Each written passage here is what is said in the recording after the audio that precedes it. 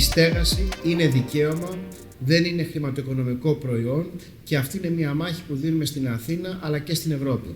Και είναι μια μάχη που έχει εμβληματικά χαρακτηριστικά για εμάς, διότι η Αθήνα έχει τρομακτικό πρόβλημα στέγασης για τα νέα παιδιά, για τις οικογένειες. Είναι ανήθικο να προσπαθείς να βγάλεις λεφτά σε μια συνθήκη η οποία είναι δραματική για τους πολίτες. Εδώ πρέπει να στηρίξουμε τον κόσμο που θέλει κατοικία. Και αυτό πρέπει να το κάνουμε χωρίς ναι μεν αλλά, χωρίς να σκεφτούμε περιορισμούς και χωρίς να λειτουργήσουμε με αγοραίο τρόπο. Να δώσουμε χρήματα όπως έχω δώσει χρήματα για την υγεία, για την παιδεία, για την κατοικία. Και αυτό πρέπει να γίνει, ξαναλέω, άμεσα, διότι το πρόβλημα είναι εκρηκτικό. Το κόστος είναι τρομακτικό, έχει αυξηθεί κατά 90% τα τελευταία 8 χρόνια, 25% από πέρσι. Μιλάω για τα ενοίκια, αγορά δεν το συζητάμε και για αυτό το λόγο χρειαζόμαστε άμεσα να αντιμετωπίσουμε ένα θέμα υπαρξιακό για τις οικογένειες, για όσους κατοίκους είναι στο κέντρο της πόλης μας.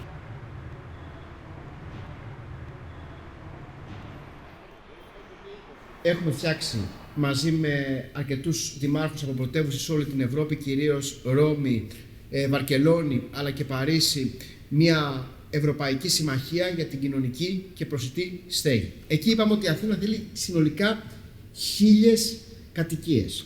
1.000. Και προσδιορίσαμε μάλιστα ότι συνολικά στην Αττική υπάρχουν 500.000 κατοικίες κλειστές, μη ηλεκτροδοτούμενες, αχρησιμοποιητές, οι οποίες θα μπορούσαν στην πραγματικότητα να λύσουν το πρόβλημα.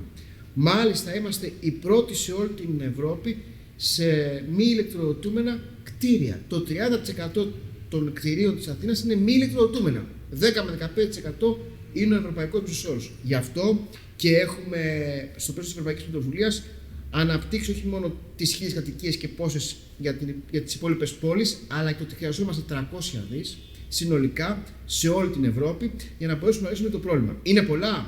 Σκεφτείτε ότι είναι τα μισά από το Ταμείο Ανάκαμψης και Ανθεκτικότητας. Χρειάζεται μια γενναία νομοθετική παρέμβαση και κίνητρα. Διότι, για παράδειγμα, ένα κτίριο είναι διατηρηταίο. Χρειάζεται πάρα πολλά χρήματα, επομένως, για να επισκευαστεί με τον σωστό τρόπο. Άρα, χρειάζεται οικονομικά κίνητρα, έτσι ώστε οι ιδιώτες να έχουν λόγο να το ανοίξουν, να χρηματοδοτηθούν και να το δώσουν μετά σε ανθρώπους που έχουν περισσότερη ανάγκη. Σε ό,τι αφορά το Δήμο της Αθήνας, κάναμε μια χαρτογράφηση. Έχουν περίπου 500 κίνητα.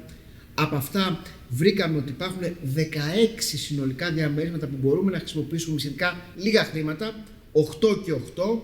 Είναι δύο σημαντικότητα πολυκατοικίες. Αυτές ξεκινάμε τώρα και φτιάχνουμε για να μπορέσουμε να έχουμε στη μία κοινωνική κατοικία, άστεγους και άπορους, στα υπόλοιπα 8 προσιτή κατοικία, δηλαδή χαμηλά ενοίκια, και νομίζω το επόμενο διάστημα θα μπορέσουμε να δώσουμε κλειδιά, αυτή είναι η ιστορία, σε ανθρώπους που το έχουν ανάγκη για να μπορούν να ζουν στο κέντρο της Αθήνας. The New York State Tenant Bloc is proud to endorse Zoran Mamdani for mayor.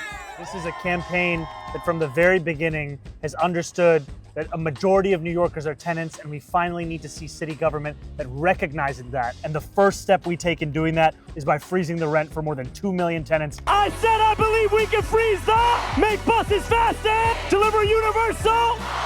You have my commitment, you have my word, and together on June 24th, we're going to win this race so that next year we freeze the rent.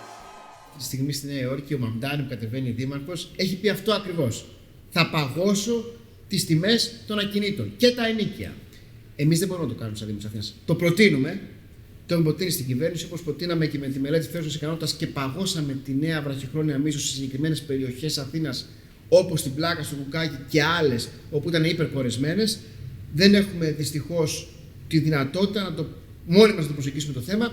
Το θέλουμε και το χρειαζόμαστε, διότι διαφορετικά θα υπάρχουν τεράστιες κατοικίες, πολυκατοικίες, όπου θα ανήκουν σε φαν, τραστ και ό,τι άλλο φαντάζεστε, οι οποίες τάχα νοικιάζονται με πολύ ακριβή τιμή, δεν μένει κανείς μέσα, δεν αξιοποιούνται, αλλά εξυπηρετούν στην πραγματικότητα τα οικονομικά στοιχεία των πολυεθνικών.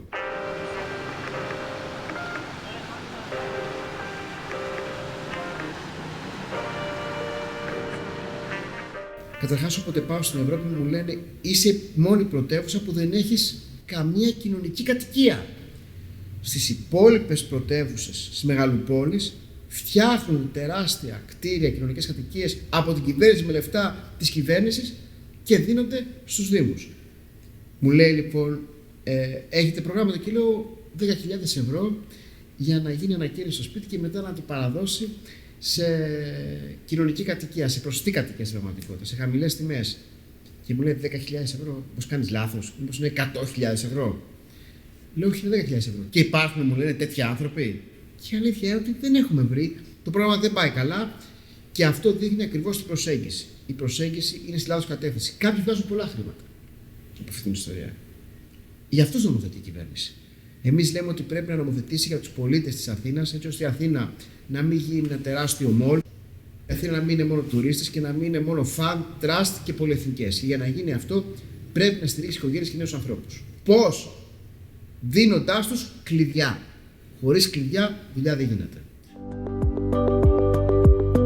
200 άτομα είναι εθελοντές, αλλά είναι και το Πανεπιστήμιο, είναι και το Κέντρο Υποδοχής και Αλληλεγγύης, είναι και το Street Group. Συνολικά κοντά στους 300 ανθρώπους, κυρίως νέα παιδιά, και θα μας βοηθήσουν ακριβώς να γυρίσουμε τους δρόμους της Αθήνας και να βρούμε τους ανθρώπους και να τους καταγράψουμε.